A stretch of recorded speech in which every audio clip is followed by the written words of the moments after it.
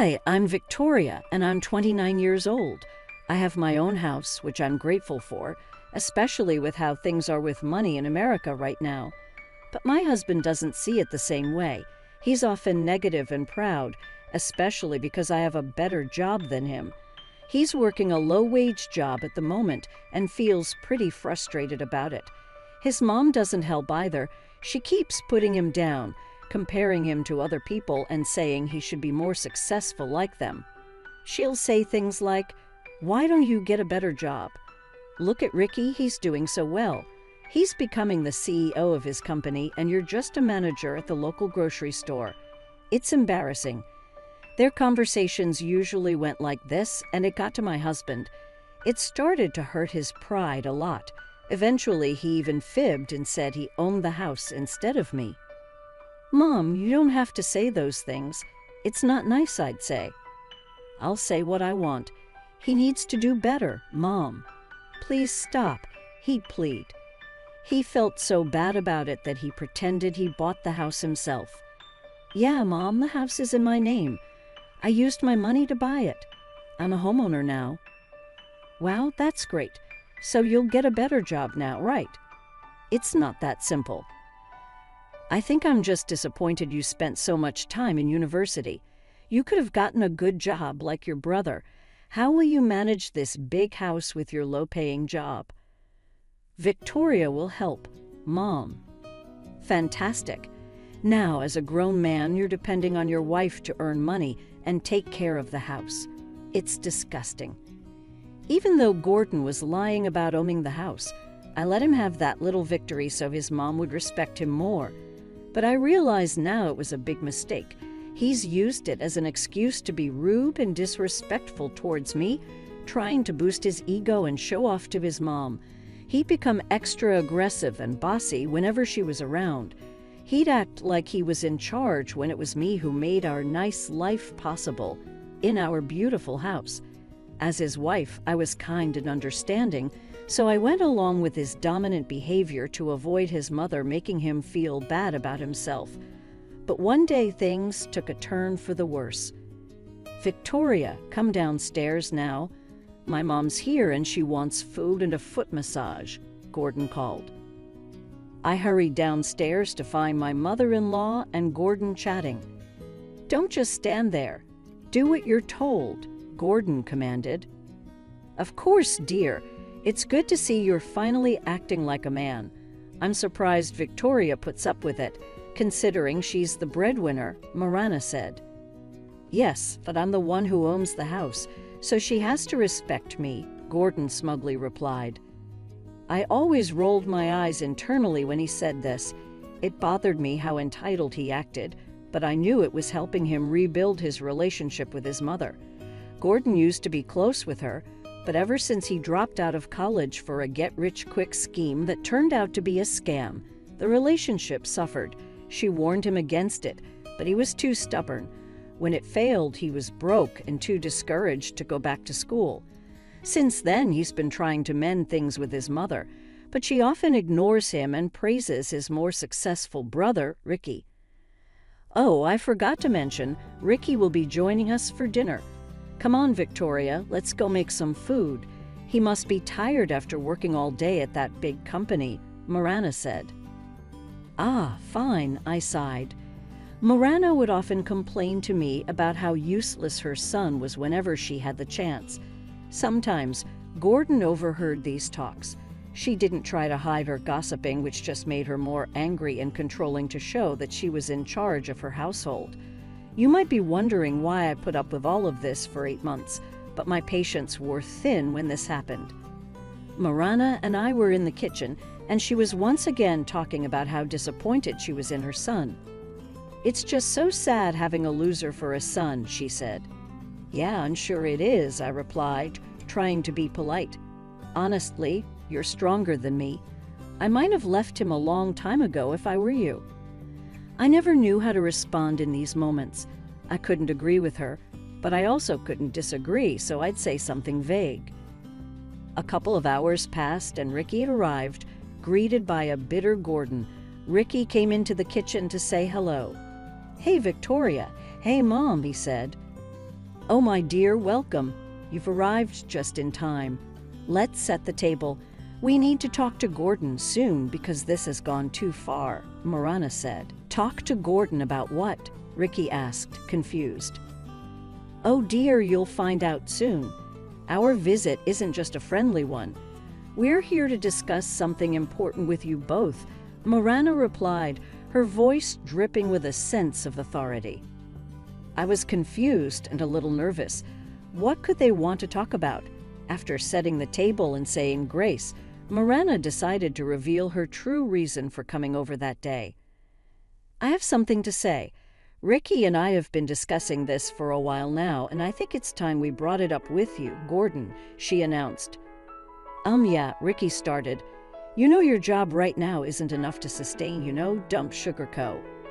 "Ricky, Gordon, what Ricky means is that your job isn't good enough for you to keep this house," Marana interrupted. Both Gordon and I were shocked. We'd been found out. "You can't keep this house," Marana continued.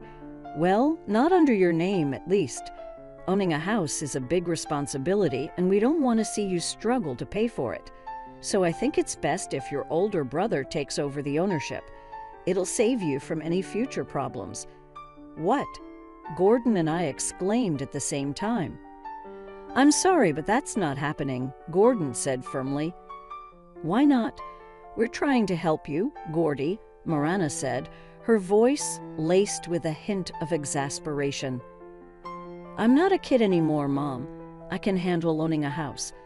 I don't need you treating me like some charity case," Gordon retorted, his voice rising with frustration. "Oh, Gordon, don't be stubborn. Just go get the title deed. Let's discuss it and go over some details," Marana insisted. Mariana and Ricky didn't know that I was the real owner of the house. If they saw the title deed, it would cause chaos, and Gordon would be ostracized from his family. But I realized that the lie couldn't last much longer.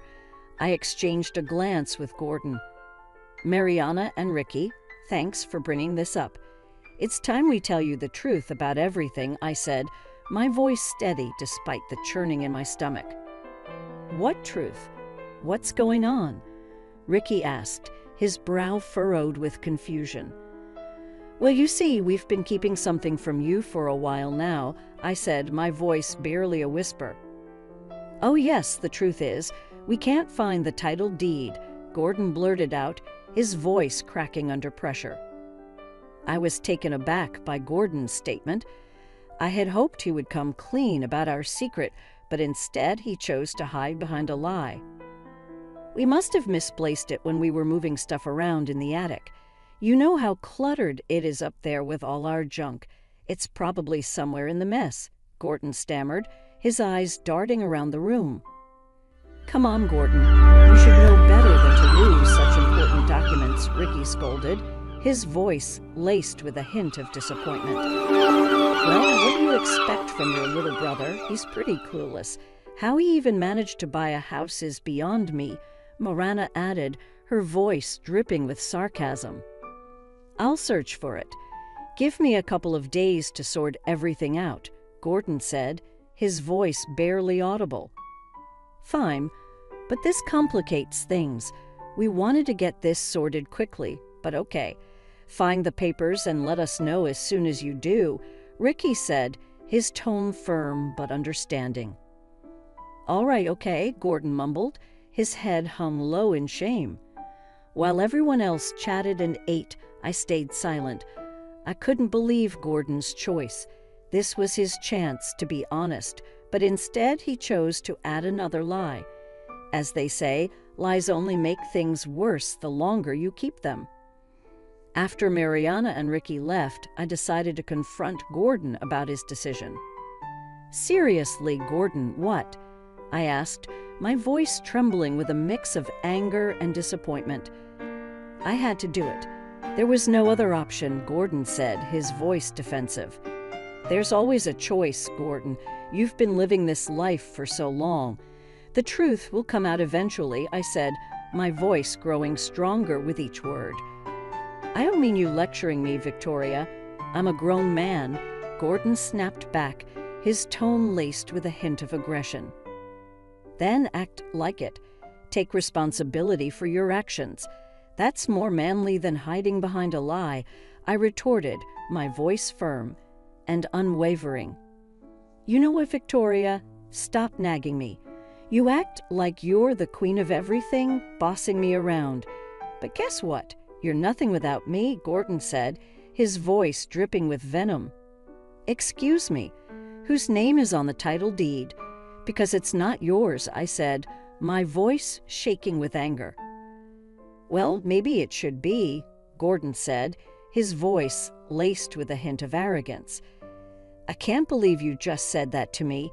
How dare you?" I exclaimed, my voice rising with fury. "Listen, you ungrateful, spoiled brat. I'm the man of this house, and I'll do what I want. I don't care if your name is on the title deed. This is my house, and I make the rules now. I'm going to get the title deed and change it to my name. It'll take about 5 to 6 weeks. I'll just tell Mom it took longer than expected." "Now, go get the deed right now," Gordon said, his voice echoing with a sense of entitlement and control. I was speechless. Gordon had never spoken to me like that in our 4 years of marriage. His frustration and need for approval from his mother had led him to lash out at me, but that didn't excuse his behavior. Now I'm someone who believes in getting even. Some call me petty, but I don't care. Eye for an eye. However, I knew that retaliating wouldn't solve anything. It would just escalate into a shouting match with even harsher words exchanged. So instead, I kept my cool and followed his orders. But in my mind, I was brewing a plan to teach him a lesson. I went to our home office and found the deed easily, being the responsible homeowner that I am. Instead of handing it over, I made a photocopy. Of course, it didn't look authentic, just a black and white version without the proper stamps and details, but I had a plan. I slipped the photocopy into Gordon's work bag and hid the real deed in my secret safe that he didn't know about. "By the way, I put the deed in your work bag for tomorrow. I know you have to leave early, so I took care of it for you. You'll find it in there," I said, trying to sound as casual as possible. "Great. I'll need to contact the title company to start the process," Gordon said, his voice laced with a hint of triumph. The next day, while I was at work, I got a call from Gordon. "Hey babe, you put a photocopy of the title deed in my bag. I need the real one for the process," he said, his voice laced with a hint of annoyance. "Oh, did I? My mistake," I replied, my voice dripping with sarcasm. "The guy here won't accept the photocopy, and since your name is on the deed, I think you should be involved in the process too. Unlike you, some of us have demanding jobs that require our full attention. Let's schedule a meeting to discuss this." "What did you just say to me? Do you need my help or not?" Gordon said, his voice rising with anger. I knew I'd angered him, but I didn't care. I wasn't going to let him off the hook easily. He needed to learn a lesson. I was done being accommodating, so I allowed myself to be a little petty and throw some jabs, especially now when he needed my help more than ever. "Yes, I need your help. Fine, I'll handle everything." "Okay, bye," I said, ending the call before he could respond. Things were getting tense between Gordon and me because I wasn't putting up with his rude behavior anymore. I was going to make sure he learned his lesson. A week passed, and Gordon was on a mission to find that title deed. He searched every nook and cranny of the office, even though he knew it wasn't there. He even braved the cluttered attic, despite knowing it was unlikely to be there. But desperate times call for desperate measures, right? Gordon spent the next week tirelessly searching that attic, even taking time off work to do so. Part of me felt guilty watching him search day after day in pain, but then I remembered all the hurtful things he'd said to me, and I didn't feel as sorry for him anymore. Gordon ignored calls from my mother-in-law and avoided Ricky, knowing he'd missed his deadline by a long shot. Another week passed, and one evening, Mariana and Ricky both called me. "Hello, dear. How are you?" Mariana asked, her voice laced with a hint of concern. I'm good, thanks. I hope you two are doing well too, I replied, trying to sound as cheerful as possible. Not really, dear. We've been trying to reach Gordon, but he's been ignoring our calls about the title deed, Mariana said, her voice tinged with frustration. Oh, I know. He's been dodging your calls. Is everything all right? I asked, my voice laced with a hint of concern, even though I knew exactly what was going on. No, actually, he still hasn't found it, Mariana said, her voice growing more exasperated. Oh dear, that's not good. Gordon needs to pull himself together, Mariana said, her voice laced with a hint of disapproval. I've been telling him the same thing, but he's not listening to me, Mariana said, her voice growing more frustrated. See, Ricky, even Victoria has had enough. That's it. We'll come over tomorrow to help him search for the deed. Tell Gordon to take the day off. It's not like he's doing anything important anyway, Mariana said, her voice laced with a hint of authority. Mom, I think we should give him more time. I've waited long enough. Do you know how long these things take? I said, trying to be the voice of reason. The sooner we get it sorted, the better, Victoria. You make sure Gordon is ready for a long day of searching, because I'm tired of waiting, Mariana said, her voice leaving no room for argument. Got it, Mom, I replied, my voice laced with a hint of resignation. But I didn't tell him. I wanted Gordon to face the music. He was already planning to take another day off work to rest, but instead, he was greeted by an angry mother and brother. So you're sleeping instead of finding what needs to be found. Unbelievable. It's not a good look, bro. We took time off to help you, and you're just sleeping, Ricky said, his voice laced with a hint of anger. What? What's happening? Gordon asked, his voice trembling with a mix of confusion and fear. We told Victoria we'd be coming to help, but it seems like you didn't want us to, Ricky said, his voice laced with a hint of suspicion. No, Victoria didn't say anything to me. Don't blame Victoria. She's been holding things together while you've been MIA, Mariana said, her voice laced with a hint of annoyance. Why weren't you answering our calls? I was just busy sleeping, it seems, Gordon mumbled, his voice barely audible. Anyways, get up. We need to start searching, Ricky said, his voice firm and unwavering. Actually, no, you don't have to search. I have the deed, I said, my voice clear and confident. Everyone turned to look at me. I had been listening in the doorway, and I wasn't going to let Ricky and Mariana waste their time looking for something unnecessary. I decided to come clean and embarrass Gordon for his behavior. Why didn't you tell me they were coming? You know I've been tired from searching. And why didn't you say you had the deed? Gordon asked, his voice laced with a hint of desperation. Because there's something you all need to know. Don't you dare, I said, my voice gaining strength with each word. The truth is, Gordon doesn't own this house. I do. What? Mariana exclaimed, her voice laced with a mixture of shock and disbelief. My name is on the deed, not Gordon's. He's been lying to you all, and I went along with it because I loved him. But his behavior lately made me reconsider, so I decided you all needed to know the truth, I said, my voice steady despite the churning in my stomach. Gordon, is this true? Mariana asked, her voice laced with a mixture of disappointment and anger. No, Mom, she's lying. Lying, Gordon said, his voice cracking under pressure. Even after being caught, you're unbelievable, Ricky said, his voice laced with a hint of disgust. I handed the document to Mariana and Ricky. It was the real deed, so they had no reason to doubt it. And there, clear as day, was my name as the owner of the house. You lied to us all this time, Gordon, Mariana said, her voice laced with a mix of sadness and betrayal. Really? I don't even know what to say anymore, Ricky said, his voice shaking with a mixture of anger and disappointment. Gordy, you're pathetic. Don't try to deny it. You attack me saying I'm nothing without you when in reality, you're the one who needs me, I said, my voice laced with a hint of bitterness. Yes, that day you proposed changing the name on the deed. He said a lot of hurtful things, I said, my voice trembling with a mix of anger and sadness. You know I didn't mean it, Victoria, Gordon said, his voice laced with a hint of desperation. Why would you do this to me?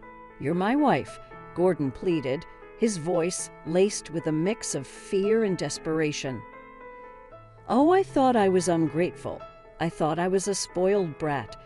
Well, this is how ungrateful, spoiled brats act, sweetie, I said, my voice laced with a hint of sarcasm. Mom, let me explain, Gordon said, his voice laced with a hint of desperation. No, I've heard enough from you. You've disappointed me for the last time. You kept up this facade to impress me. You've already let me down.